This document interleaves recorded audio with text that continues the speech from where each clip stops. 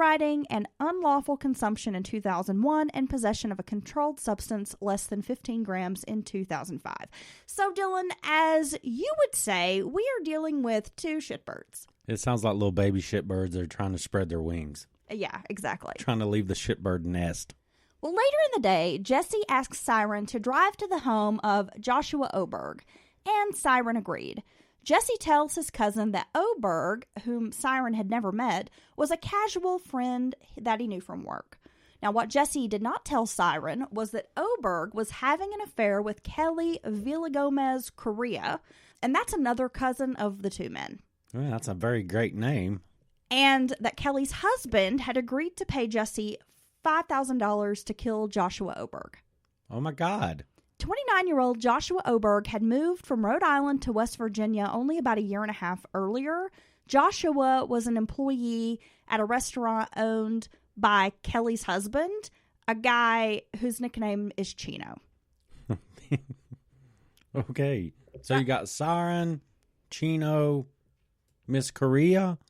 Kelly Villagomez Correa. Wow. This is like a damn... We have a cast of characters. Yeah, it's like a motley crew right here. This is a very big, very awesome motley crew. Jesse and Siren were kicking it at Josh's apartment, drinking beer, talking about video games. Apparently, they all had a shared interest in video games. At some point, the three men went out for cigarettes, and on the way back, Jesse pulls out a bag of weed and suggested that the three go somewhere and get high. Oh, smoking that Mary J. Hey, kids, you want to try some drugs? It's free. It's free the first time. And after school special, there's a tear in the eye of the after school special somewhere out there in the world. Well, yeah, no one's feeling pressured to do it because this special is about peer pressure. Yeah. Yeah. In your late 20s. He doesn't want to do it, but everybody's doing it. So, he feels like he should do it. Roll it up, light it up. Inhale, exhale. Oh, my God. I feel like we should cue up the Cypress Hill. This is making me want to smoke pot, and I can't. That's bad, Dylan. Drugs are bad, okay? Okay. Siren and Josh agreed, hell yeah, roll up that weed, son. I'm just improvising this conversation. Just imagine that's probably how it happens. I got 5 on it. Yeah. Okay. Because I got high. Jesse directs his cousin Siren to drive to a remote spot in rural Upshur County known as Hog Hollow. Are you making this fucking story up? Fuck no. Seriously. I mean, it sounds not real. Hog Hollow. What? That's where everybody goes to get Double high. H, y'all. I lost my virginity in Hog Hollow. Don't judge me. I bet you did. And I was young and needed the money. And your daddy took it. Hey, what does a girl from Hog Hollow say when she loses her virginity? Easy, Dad, you're crushing my smokes. No, that's not funny. I'm going to get a sound effect of crickets. Well, that's it. We're just going to plug it in. Hey, I live in the South. I am a damn hillbilly. I get to make hillbilly jokes. Is that a hillbilly joke? That's an incest joke. We got to stop with those. Oh, I don't know. They're pretty funny. Well, not everybody thinks so.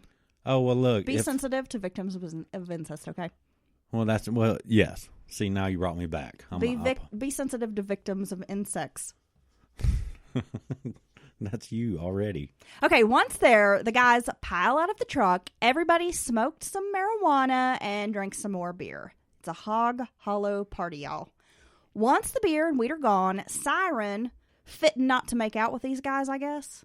Okay. Oh, no. He stumbles back to the vehicle because he's feeling the effects of the full day of drinking, plus he's high as hell. Yeah, he's ready to go home and eat some damn Doritos and lay down. He's probably ready to just go pass out in the back of the truck, right? Jesse and Joshua were out of Siren's sight, but suddenly Siren claims he saw a flash of bright light and boom, like a firecracker had gone off. And he heard what sounded like a bag of potatoes hitting the floor. Okay. Like a loud thump. Yeah, so boom, thump.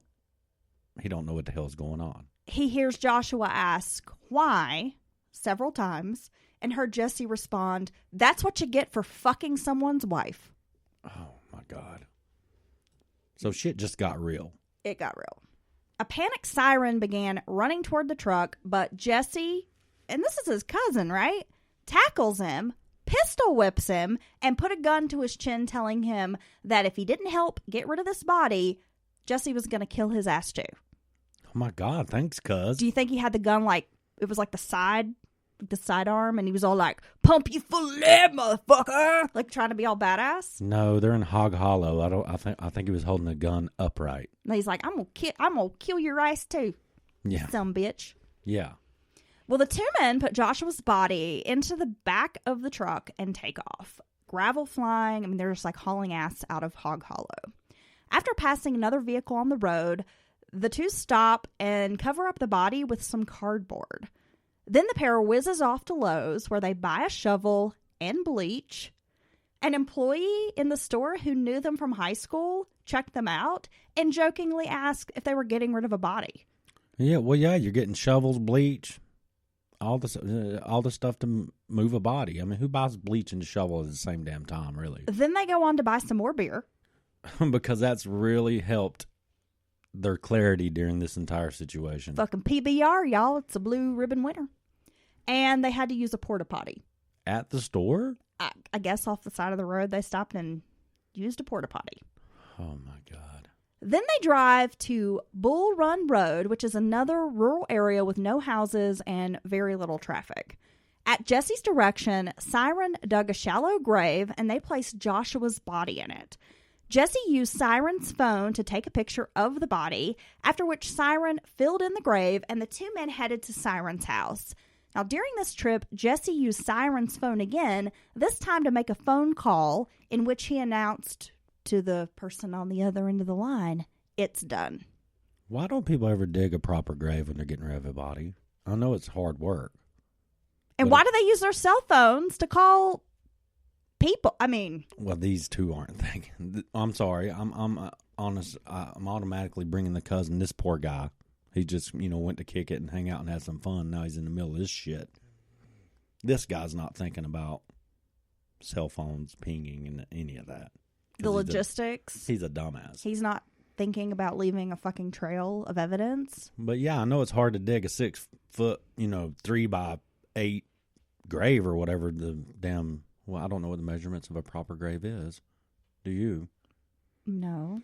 So, but yeah, you can at least do like 3 feet, right? You got to get down there. Here's the way I look at it. When I've buried dogs and cats over the years, you got to get down where the other dogs and stuff won't dig it up. You don't want anybody dragging that damn body up on the fucking porch after the dogs Well, dug this it is up. the difference in these knuckleheads versus like a professional hitman, an assassin like the Iceman. Yeah, you got to go. This is how the mafia managed to just eliminate so many people and they vanish and they're never seen again. Because we've all seen The Sopranos. These fuckers take time to dig that fucking grave, right? They dig a proper grave. And then if they find out later that like condos are going to be built there, they go go back and they move it. fucking dig that body back up. Yeah, as we've seen. If you watch The Sopranos, you know. And people's really done that. And isn't that crazy? Right. Could you imagine? No. Oh, they did that in Goodfellas. They moved the body, remember? Oh, it smelled. And then went by his mom's for damn dinner. And then he was trying to talk about how they hit a deer. And he's like, its little paw got stuck in the grill. Like a paw. Anyway. The next day, Jesse and Siren began the process of destroying any evidence of what had happened. They took all of their clothing and everything burnable from the truck, put it in a burn pile, and set it all on fire. Jesse's aunt, with whom he lived, would later testify that Jesse had a pair of boots that were his favorite boots. He was always wearing this pair of boots. And after this evening, she would never see him wear the boots again. So he got rid of those too. Well, so he got rid of all his clothes and his shoes. I mean, I guess that shows a little bit of sophistication. Jesse had 2 Zippo lighters that he had taken from Joshua, as well as a knife with blood on it, all of which he threw into the river behind Siren's house. And although Jesse wanted to burn the truck, Siren convinced him that they would just burn the bed liner, which they did, and they put it in another burn pile. So he's like, yeah, I want to burn your fucking truck, dude. I need to burn your truck now that I've made you help me get rid of a body and I killed someone. And Siren's like, yeah, I can't pay the truck payment on it. Let's just set it on fire. Yeah, I don't have another truck. So if you don't mind, I need to keep that one. Right. Yeah. They hid the shovel and some concrete blocks that had been in the truck behind the steps at a friend's home without the friend's knowledge. Okay. They're just like, hey, let's go drop off this shit at our friend's house. Yeah. fuck these guys, right? Hey, guys, is this your bloody shovel? Did you forget this bloody shovel at my house? They drove back to the scene of the killing where they disposed of their beer bottles and churned the earth up to cover a large spot of blood. They searched for but could not find their spent brass. Okay, so they're trying. Finally, to account for the fact that they might have been seen riding around with Joshua on the day of his murder, they concocted a story about dropping Joshua off at a bowling alley and seeing him get into a green Jeep. All right, so they're ready to never be caught. Okay. On the second day after Joshua's murder, Jesse had Siren drive him to a Mexican restaurant that was owned and operated by Chino, whose real name is Rodolfo Villagomez Correa. Oh. Chino and Kelly Villagomez are also the owners of another Buckhannon restaurant called Santi's, and that's where Oberg worked, Joshua Oberg. But the restaurant had burned down on January 9th of 2012, about 2 weeks before Joshua had gone missing. Okay. Jesse goes inside the restaurant to talk to Chino, taking Siren's phone with him, and then motioned to Siren to come to the counter because he was having a problem finding the picture of Joshua's body. Siren brought up the picture. Chino became very upset because he couldn't see Joshua's face. Dude, you kidding me? You think I put somebody else in the damn shallow grave? Jesse told Chino that it's him, and trust me, you'll never see him again, it's him. Jesse and Chino both told Siren that he was part of this now, and if he ever said anything, they wouldn't just come after him, they would come after his son and his wife. Chino hands Jesse an envelope, of course it's containing money, which Jesse later takes out about $500, gives it to his cousin with final instructions that you're just going to shut up, it's going to be fine, you just got to keep your fucking mouth shut. Well, no, I'm not keeping my mouth shut unless you give me half of that $5,000. So there's that, buddy. Right. Stand up for yourself. So you've done the bulk of this work. We've used my vehicle. We've used, my labor to dig a grave. And then you're going to have the audacity to be like, here's 10%. Yeah. What am I, your fucking manager? I never agreed to be in this. You drugged me into it. Now someone's dead and I'm implicated and I've been my life threatened and the safety of my family. You going to give me 50%. And I don't even know this guy. Yeah, and that's my thought is like, I don't even know this guy. I don't have beef with this dude. Like, what the fuck? So I guess he knew he could push his cousin around. I mean, he knew his cousin. They're close. They hang out. He knows what he's like, and he's just trying to bully him. But murder will out, as Macbeth famously observed. And 6 months later, authorities, acting on a tip from a confidential informant, discover the very, very decomposed and partially skeletonized remains of Joshua Oberg. The grave was very shallow, only about 4 inches under the soil. Some deer remains were found on top of the body. Joshua's body was found lying on his left side with his shirt pulled up with his arms and head inside it. My God. Upshur County resident Melissa Fry purchased the gun from Jesse for $75 and turned it over to police. He still had the damn gun? Melissa met Jesse at Cook's store in Buckhannon in 2012, and as I mentioned, she was working as a confidential informant for the city police. Jesse had the gun wrapped up in a shirt and told her he needed to sell it. He told her he just needed to get rid of it. Jesse later would call someone while he's in her presence and say, "Hey, I've sold the gun." Oh, okay. Melissa Fry said Jesse kept trying to reassure the person on the other end of the phone that he or she was overreacting to him selling the gun rather than disposing of it in another way. Well, yeah, you should have took it apart. You should have raked the barrel with a drill bit, and you should have put them in separate, disposed of them separately. Okay, that's how you get rid of a murder gun, guys. Once Melissa Fry gets away from Jesse, she goes into Cook's store after she's purchased this gun. She contacts a patrolman with the Buckhannon City Police. This patrolman tells her to go ahead and contact the sergeant. She's never handled a gun, and she's got it located in her vehicle, like in the floorboard. Okay. Where she just leaves it there. I guess Jesse had placed it there. She's not touched it. She's not familiar with guns.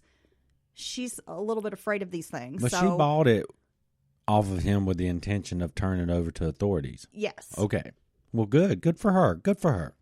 So she just leaves it there until police comes to get it. Yeah. So she's got some sense. She's doing pretty good. Tyler Arbogast, another Buckhannon resident, told police that Jesse confessed to him that he had murdered Joshua